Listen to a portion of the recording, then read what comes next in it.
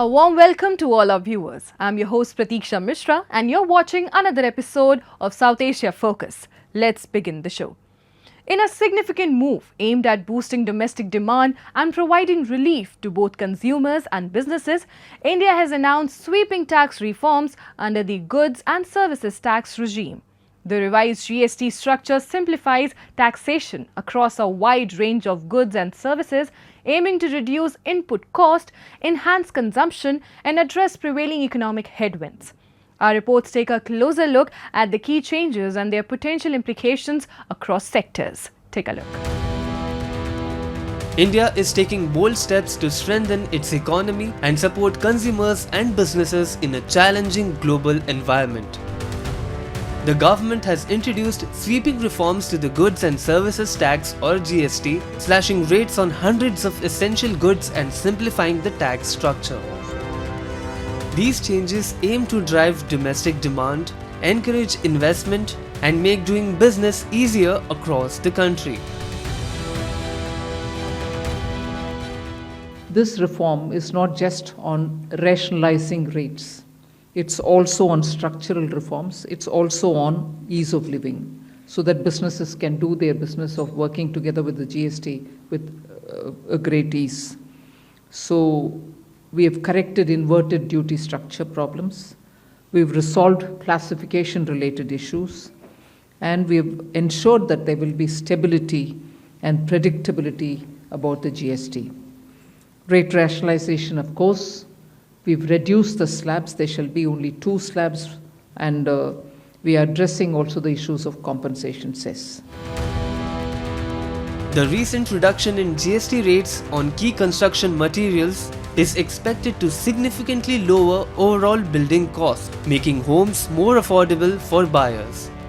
This move is likely to stimulate fresh investment in the housing sector, encourage the launch of new residential projects, and provide a much-needed boost to real estate demand, particularly in the affordable and mid-income house segments.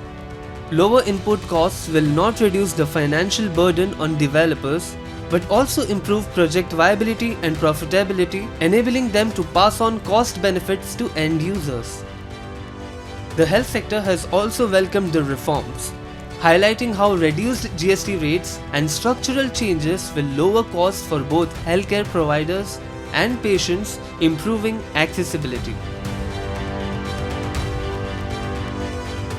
The cost of insurance to people who are seeking insurance is now much less, and even if the insurance companies do decide to add some cost, that is with the insurance companies, but it has made it much more affordable and enabled access into healthcare. The second thing the GST has done in healthcare is to reduce the cost for all cancer medication, bring down to 5% all other medications. It has also looked at reducing the cost on consumables, and most importantly for the growth of the healthcare sector, they've reduced the cost of construction in cement, bricks, granite, marble. So you will hopefully see new hospitals coming up at a lower cost. The defense sector, a key pillar of India's strategic ambitions, is set for a transformative boost through the GST reforms. By promoting indigenous manufacturing and offering tax relief to startups and MSMEs within the defense corridors, the government is accelerating modernization and innovation. Research and development projects, including those linked to advanced training simulators and IDEX initiatives, will now benefit from full GST refunds or zero GST, reducing costs and encouraging technological breakthroughs. As you are aware that this will give us a major flip as far as the defense corridors are concerned. The second issue is MSMEs and startups which are there, they'll also get a major advantage. If you see, Army looks at 3 things. That is the defense modernization, training and research and development. So research and development, the IDEX projects, others which are there, the complete entire GST will be refunded to them. As for the simulators, others are concerned, they will be having the zero GST. As India navigates complex global trade challenges, these tax reforms offer a path towards greater stability and long-term prosperity for millions of Indians. The government's focus on ease of doing business and cost reduction is expected to foster a more vibrant economic landscape in the months and years ahead. Nepal is facing its most serious political crisis in decades after Prime Minister KP Sharma Oli was forced to resign amid violent protest that left several people dead. With the political establishment in disarray, the youth-led movement Gen Z has reportedly proposed former Chief Justice Sushila Karki to lead an interim government, hoping her reputation for integrity can help restore stability and guide the nation toward a new political path. A report. Nepal experienced one of the most intense uprisings in its recent history, sparked by public outrage over a sudden government ban on social media platforms. What initially started as frustration quickly escalated into widespread unrest, primarily driven by the nation's youth. On September 4, the government blocked access to 26 platforms, provoking a strong and immediate backlash. Although the ban was eventually lifted, it came after thousands of young protesters had already taken to the streets, setting fire to government buildings, clashing with security forces, and attacking the homes of political leaders. Several people lost their lives during the turmoil as the resignation of Prime Minister KP Sharma Oli failed to calm the situation. For many young Nepalis, this movement marks a tipping point, a rejection of a political culture long dominated by patronage and power games. अब हामीले हाम्रो देश बनाउनु छ भने हाम्रोलाई भन्दा पनि राम्रोलाई रोज्नु पर्यो राम्रो र सोच राम्रो होस् भिजन राम्रो होस् उले आफ्नो बारेमा नसोच्नुलाई हामीले अब भविष्य सुनिनु पर्यो देशको. As violence intensified and public buildings burned, the army was deployed overnight. A stay-at-home order was quickly imposed in a bid to restore order. But for many, it was too little, too late. The streets had already descended into lawlessness. Key infrastructure was targeted, and in several districts, mobs stormed detention centers. Authorities later confirmed that more than 10,000 prisoners were released, some freed by force, others abandoned as overwhelmed security forces retreated. The collapse of the government created a deep sense of uncertainty. But for a growing number of young people, the crisis also became a movement of awakening, a call to reimagine Nepal's future, not flee from it. अस्तिसम्म चाहिँ के सोच्थेँ भने म बाहिर गएर के गर्छु यहाँ केही फ्युचरै छैन म अब +2 भर्खर क्लियर गरेको म बाहिर गएर के गर्छु भन्ने सोच्थेँ मेरो तर अब मेरो सोच पुरै बदलियो अब मेरो सोच यहाँ नेपाल बनाउने हो म नेपालमा के गर्छु र के गरेर यहाँ नेपाल बनाउँछु नेपालमै बस्छु मेरो भविष्य त्यही छ. With the government toppled and political leaders scrambling, the question now is who will lead Nepal out of this crisis? In a sign of how the movement has been shaped by digital activism, the protesters held an online vote through the platform Discord. The majority chose former Chief Justice Sushila Karki, a figure respected for her integrity and impartiality, to head an interim government. However, focus has turned to Kathmandu's young mayor Balendra Shah, with online campaigns rallying support for him as the potential future leader of the Himalayan nation. म त सुशीला कार्की नै भन्छु अहिले चाहिँ किनभने बालिनको अलिकति बेला भएको छैन उसको फेरि यता पनि जान्छ उता पनि जान्छ त्यो भन्दा अलिकति सक्षम भनेको चाहिँ मेरो विचारमा चाहिँ सुशीला कार्की नै पहिला पनि प्रधान न्यायाधीश भइसकेको मान्छे राम्रै मान्छे हो त्यो भन्दा अर्को चाहिँ अप्सन देखेन मैले. Yet, despite this development, uncertainty still clouds Nepal's political future. Since 2008, the country has seen 14 governments, none completing a full 5-year term, highlighting deep-rooted instability. What is clear, however, is that this movement, born out of digital resistance and driven by the nation's youth, has already reshaped the political landscape. Whether this shift will bring about meaningful reform or slide Nepal further into chaos depends on how the new leaders, civil society, and protest groups navigate the coming weeks and months. The government may have fallen, but the road ahead remains uncertain.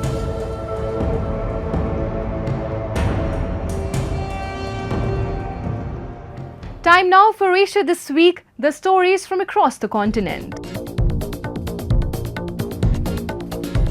The 9th Tokyo International Conference on African Development was held in Yokohama, marking the 4th time the city has hosted the event. Participants included not only representatives from African nations and Japan, but also delegates from other Asian countries, partner nations, and international organizations. The African Clean Cities platform, representing 47 countries and 200 cities, also participated. The mayor of Yokohama, Takeharu Yamanaka, announced contributions to the African Clean City initiative, drawing on Yokohama's historical experience. At the business conference, Japanese companies and African nations showcased their strengths in technology, products, and other areas.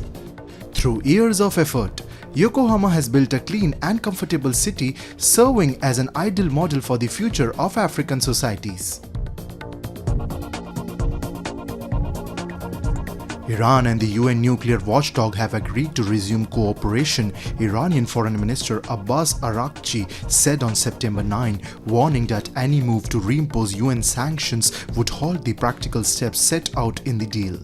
The International Atomic Energy Agency has not had access to Iran's key nuclear facilities since the United States and Israel bombed them in June. Iran passed a law after the attack suspending cooperation with the IAEA and saying any inspections had to be approved by its Supreme National Security Council. The 13th World Sushi Cup Japan was held in Tokyo with the goal of selecting the top foreign sushi chef in the world. Following global preliminary competitions and nominations, 30 foreign sushi chefs from 21 countries and regions took part in the event. For the final creative sushi competition, 15 outstanding chefs were invited to showcase their skills.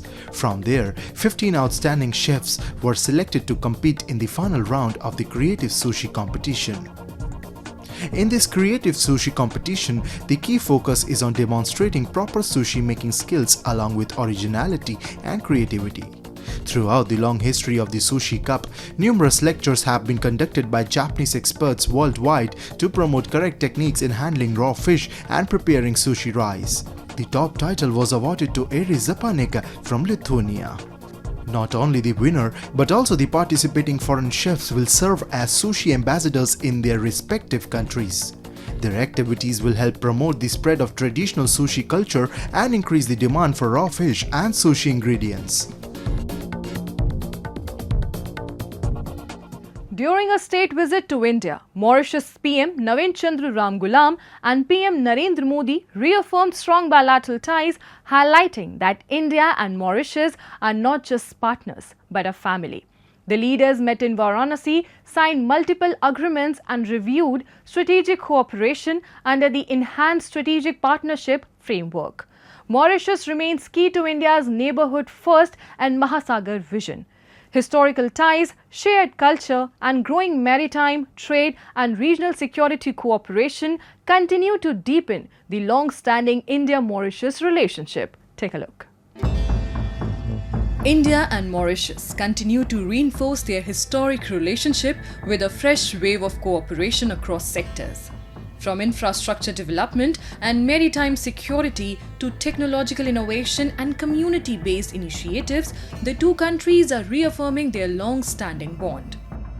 Recently, Prime Minister Narendra Modi held wide-ranging bilateral talks with his Mauritian counterpart, Prime Minister Navin Chandra Ramgoolam, in Varanasi. The meeting marked a significant moment in the ongoing efforts to elevate the multifaceted partnership between the two nations. During a joint press briefing, the two leaders emphasized the strength and evolution of Indo-Mauritian relations, describing them as a reflection of deep civilizational connections, spiritual harmony, and enduring people-to-people ties. Underscoring the importance of regional security and shared maritime interest, Prime Minister Narendra Modi reiterated India's commitment to supporting Mauritius in strengthening its oceanic presence. Free, open, secure, स्थिर और समृद्ध हिंद महासागर हमारी साझा प्राथमिकता है। इस संदर्भ में मॉरिशस के एक्सक्लूसिव इकोनॉमिक जोन की सुरक्षा और मैरीटाइम कैपेसिटी को मजबूत करने के लिए भारत पूरी तरह प्रतिबद्ध है। Beyond bilateral issues, Prime Minister Modi and I held deep exchanges on pressing global challenges. As I said, also maritime security, but also climate change, and we will continue to work together. These discussions have culminated in the signing, you've just said, of several memoranda of understanding in the fields of community development, power, energy, science and technology, research, education, marine science and space research, which will guide and strengthen our cooperation in the years ahead. The obvious issues that we discuss, including the double taxation avoidance treaty, which we think can be improved, but we'll see how things go. The discussions covered the full spectrum of bilateral cooperation. 4 memorandums of understanding were exchanged in the areas of science and technology, oceanography, administrative training, and telemetry. In addition, 3 more documents were signed focusing on the power sector, India grant assistance for small development projects, and hydrography. Both countries also agreed in principle to jointly implement several strategic and development projects, further strengthening what is widely regarded as a special and time-tested partnership. Mauritius is an integral part of India's Neighbourhood First policy and our vision Mahasagar, which is mutual and holistic advancement for security and growth across regions. It is also a very important part, Mauritius, of our commitment to the global South. This is a unique relationship. It is rooted in cultural, civilizational, linguistic and ethnic bonds. It's underpinned by very, very close people-to-people relations, growing trade, economic, financial and investment ties, and a very, very substantive developmental partnership between the two countries.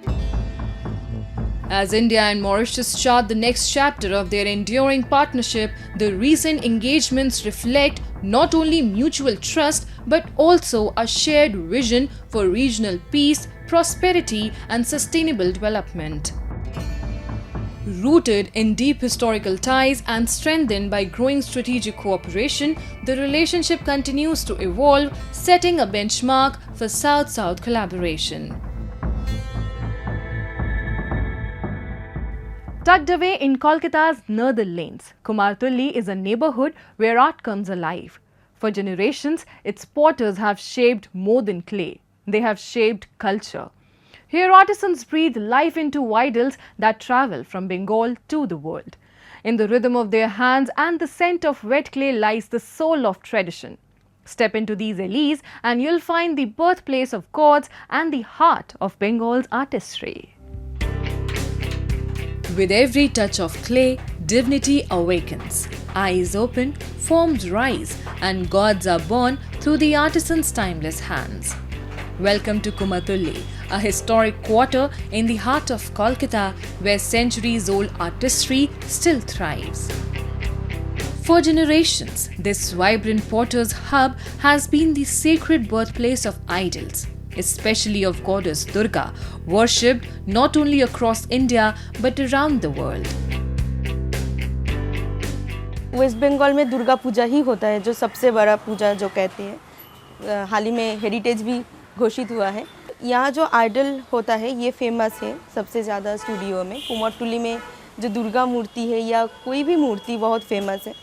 तो मेरे studio में जो पूजा होती है दुर्गा, एक तो waste Bengal का भी होता है तो होता ही है, और बाहर में भी जाते हैं। जैसे कि इस साल अभी एक मूर्ति जा रही है पोलैंड में, तो बहुत सारे ऐसे कंट्रीज़ है आउट ऑफ इंडिया जहाँ मूर्ति जाती है। The journey begins with bamboo and straw shaped into a frame that breathes life into form. Layer by layer, sacred clay from the Ganga is pressed gently by hand, slowly giving shape to divinity. What follows is a delicate dance of painting, ornamentation and draping until the goddess herself emerges in all her splendor. From Durga and Kali to Saraswati and Ganesh, every idol carries centuries of artistic tradition yet remains deeply rooted in timeless spiritual symbolism. इस market का तो प्रभाव बहुत अच्छा है। हम छोटे से आते हैं, पापा जब से ले आता है तब से आते हैं। हम अकेला भी आते हैं, जब जो लगता है मूर्ति का खरीदारी करने आते हैं। ऑल ओवर वर्ल्ड में यहाँ मिट्टी का मूर्ति जाता है। जितना सनातनी आदमी है, कुमारटुली का मूर्ति हर कोई नाम जानता होगा। What makes Kumartuli truly special is its global embrace. The artistry here does not just travel overseas through exported idols, it also draws seekers of tradition from across the world. Take Ekta for instance, a ceramic and pottery student and artist based in the UK. She has journeyed to Kolkata to immerse herself in the timeless craft of idol making. So when I spend my time here, I make molds, which I can take it back to UK, and there I can use the clay that's found there, and then I can make installation works. Which are then exhibited in different galleries. Walking through Kumartuli feels like stepping into a living museum where every lane is lined with idols in the making, every corner echoes with the rhythm of brushes, and heritage quietly breathes through clay. It is one of the rare places where tradition is not just preserved, but lived and practiced every single day. আর আমার প্রতিমার বৈশিষ্ট্য হলো একচালির প্রতিমা, সাবেকি প্রতিমা, মানে আগেকার যে ধরনের প্রতিমা হয় একচালি, সেই প্রতিমাই আমি তৈরি করি। কোনো আর্টের কাজ করি না, কিন্তু এই প্রতিমাই এখন নানান দেশে যাচ্ছে বা এখানে বাড়াড়িতে আবাসনে প্রতিটা জায়গাতেই পুজো হচ্ছে। আমার আমেরিকায় গিয়েছিল একটা ছোট প্রতিমা, বড় না ছোট, আর এখন শ্রীনগর, কাশ্মীর শ্রীনগরে গেছে, আর ভূপালে প্রতি বছর আমার প্রতিমা একটা করে যায়। For centuries, the tradition of idol worship during Durga Puja has transformed clay into divinity. In the hands of Kumartuli's artisans, the goddess emerges as a symbol of devotion, community, and continuity. These idols travel from local pandals to the world, sustaining not just faith but the livelihoods of countless craftsmen, a legacy reborn each year.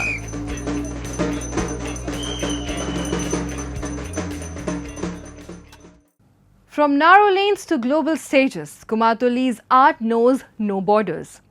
And with that, we come to the end of this week's episode. See you next week. Till then, goodbye and take care.